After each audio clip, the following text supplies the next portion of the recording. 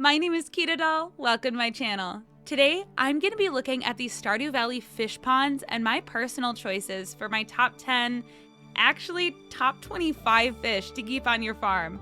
Sorry, I really couldn't help myself with this one. But if you find this interesting, please like and subscribe for more videos like this in the future. With that being said, let's get into it. So when you first see my farm, you might think, wow, this girl really likes fish and slime. Well, maybe I do, but I don't have a problem, okay? It's a normal amount of fish ponds. Anyway, that's besides the point. I personally think that fish ponds have a great aesthetic and are a fun addition to any farm. Fish ponds are technically a farm building, so to get the fish pond, you'll have to head over to the carpenter's shop with the right building materials and ask Robin to build one for you. The fish pond will cost you 5,000 gold, 200 stone, 5 seaweed, and 5 green algae. The materials and gold are pretty easy to save up, so a fish pond could easily be one of your first buildings if that's your priority. After a couple of days, your empty pond will be built and waiting for you to throw in your first fish. Depending on the fish that you'd like to raise, you might have your work cut out for you since you'll have to find the first fish to throw in to get it started. Once you put a fish in, they will continue to spawn every 1 to 5 days depending on the type of fish. You can add more on your own as well, up to the current pond maximum, which increases incrementally up to 10 fish as you complete quests for your fishy friends. Just keep an eye on the pond and check for a quest pop-up after they've reached their current maximum. Quest thresholds vary by fish type as well, but they can pop up at pond populations of 1, 3, 5, and 7. Okay, so far this is just a bunch of work, so you may be wondering, what do I get from these fish ponds? Great question. As soon as you put your fish in a pond, the pond will have a chance each morning to produce an item for you to collect depending on the type of fish in the pond.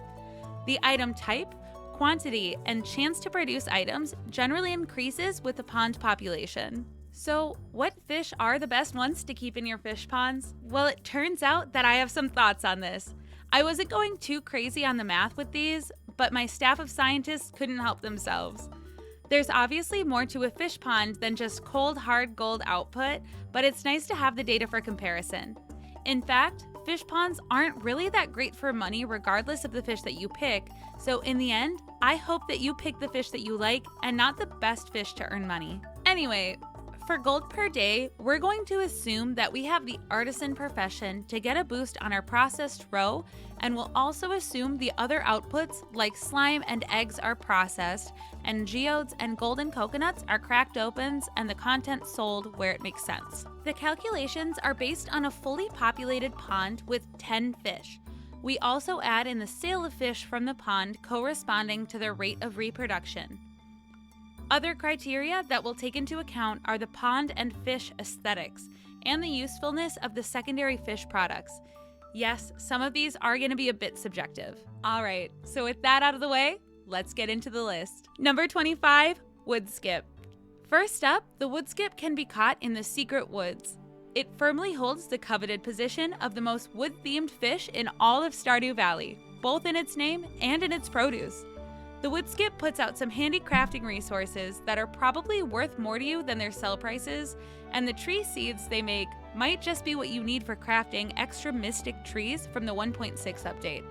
Even so, gold output is just so low, it's hard to justify these little guys outside of a narrow niche. Number 24, sardines. You'll probably see a lot of sardines when fishing in the ocean in the spring and fall. They're low-value fish that have low-value roe, but their main draw comes from their use in the Dish of the Sea recipe, a food that actually buffs your fishing skill. In the right situation, fishing buffs might be worth sacrificing some revenue for, but there may be some better options than a whole pond full of sardines. Number 23, stonefish. The stonefish is located on floor 20 of the mines, so it's available pretty early on. In addition to the roe, they can produce copper ore, geodes, stone, and rarely a diamond. They look like a brick with fins, so they've got that going for them, but their cute, derpy nature can't salvage the low overall value of their items, especially when there's another fish of that kind that ends up just being a little bit better version of the stonefish. Number 22, midnight squid. The midnight squid is one of a few fish that are caught on the night market submarine, so if you want one of these, you better plan ahead. In a fish pond, they can only produce squid ink. and they are the best source of it, but the problem is there aren't a ton of uses for squid ink. The only reason the midnight squid isn't lower on this list is because the ink is used in seafoam pudding, which is the food with the best fishing buff at +4. Outside of that, raw gold output is quite low, which puts these guys towards the bottom of the list. Number 21, flounder. Flounder can be fished from the ocean during spring and summer. They're a pretty low-value fish, and outside of their roe, they only produce sea jelly. They're also used in the seafoam pudding recipe, which is going to be the main reason to put the flounder in the pond, unless maybe you think they're cute? But wait, you're gonna throw a fish that you think is cute into a pudding dish and eat it? You monster! Number 20, the rainbow trout. This one might come as a surprise being this far down on the list, since many people tout the rainbow trout for their chance to produce a prismatic shard.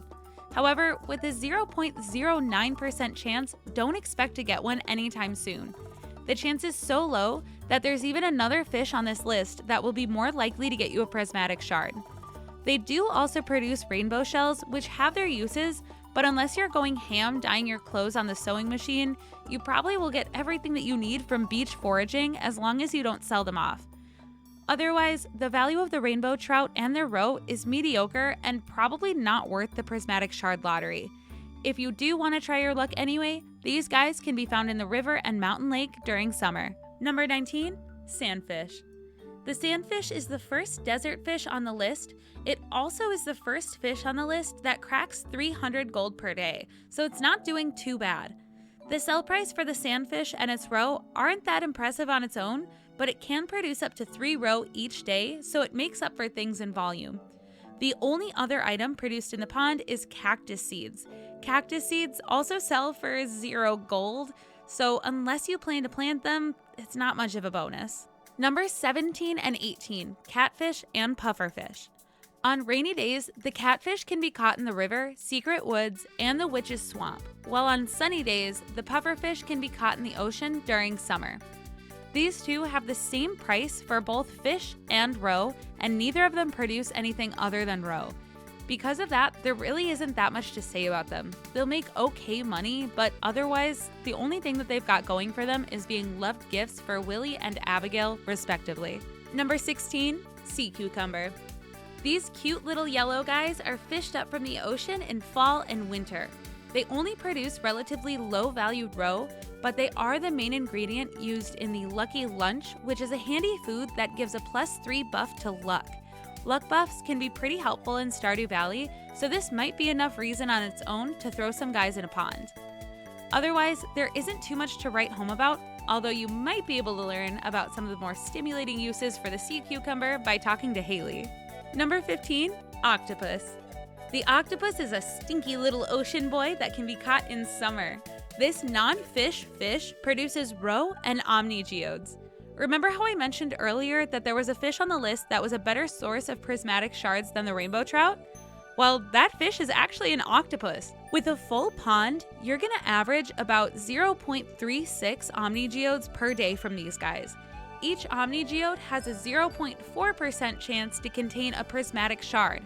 If you crack all of these open, you actually have a 60% higher chance to get the prismatic shard with the octopus than with the rainbow trout pond. The only downside, these little jerks are the hardest non-legendary fish to catch, so it might be a while until you have the fishing skill to consistently bring these guys in.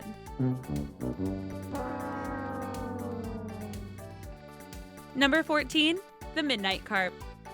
The midnight carp is fished up from the mountain lake and the forest pond during fall and winter. If you didn't already guess from its name, you'll have the best luck finding this little guy around midnight. In addition to making decently valuable roe, it can also produce river jelly. It's another ingredient for seafoam pudding, so this fish has a decent case for living in your pond, depending on how bad you need your pudding fix. Number 13, the blue discus. The blue discus fish can be caught on Ginger Island during any season. In addition to their roe, they produce bananas and golden coconuts.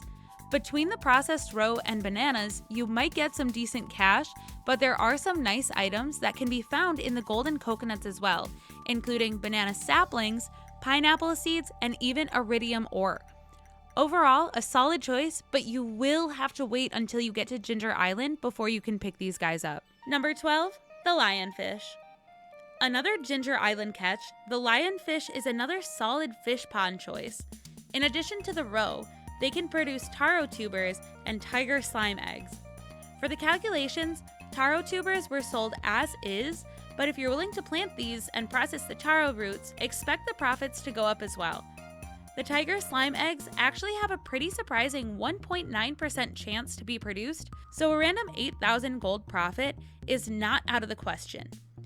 This is probably also the safest way to get tiger slime eggs for a slime hutch if you don't have the slime charmer ring yet. Number 11, spookfish. The spookfish is another night market submarine catch, so plan ahead if you want to make a pond with these. These cute little fellas are all about gold. Their roe sells for a pretty decent price, and the only other item that they produce is a treasure chest, which has no major purpose other than selling for 5,000 gold. At a 0.3% drop rate, don't expect to see too many treasure chests pop up, but still, you can expect to see pretty good money on average just from the roe, and it's definitely one of the more unique looking fish. Number 10, ice pip. Ice pips can be found on floor 60 of the mines. Seeing them as far down on the list may be another surprise for some. Their roe is some of the more valuable ones, and they can also produce iron ore, frozen geodes, frozen tears, and rarely, diamonds. Unfortunately, they also have one of the higher rates of producing nothing. In terms of output, they're essentially a better version of the stonefish, but overall, their average gold per day is good, but it's not great.